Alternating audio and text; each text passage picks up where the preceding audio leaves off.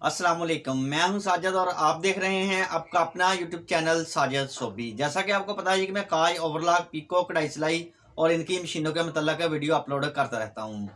तो ये आज हम फूल पत्ती पिको करेंगे और क्रोशिया पिको करेंगे। फूल पत्ती पिको कुमकुम वाले पुर्जे के साथ होती है जी।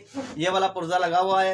इसकी सेटिंग कैसे करनी है, ये फूल पत्ती की मुकम्मल डिटेल के साथ मैं वीडियो बना चुका हूं जी। अगर आपने वो वाली वीडियो नहीं देखी तो उसका लिंक मैं इस वीडियो की डिस्क्रिप्शन में लगा दूंगा और एंड स्क्रीन के ऊपर भी ये वाली वीडियो लगा दूंगा।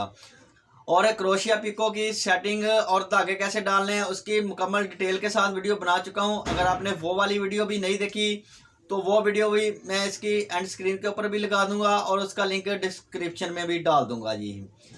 तो ये माशाल्लाह से मेरे दो स्टूडेंट माशाल्लाह से तैयार हो गए हैं जी। एक स्टूडेंट आज आपको फूल पत्ती पिको करके दिखाएगा और एक स्टूडेंट आपको क्रोशिया पिको करके दिखाएगा जी। तो ये भी करते हैं काम शुरू करने से पहले जिन लोगों ने मेरे चैनल को किया हुआ है सब्सक्राइब, उनका बहुत बहुत शुक्रिया। और जो मेरे चैनल पे नए हैं चैनल को जरूर सब्सक्राइब कर लें और बेल आइकॉन को प्रेस कर लें ताकि इस तरह की आने वाली वीडियो का नोटिफिकेशन सबसे पहले आपको पहुंचे और आप उसको देख सकें। शुक्रिया।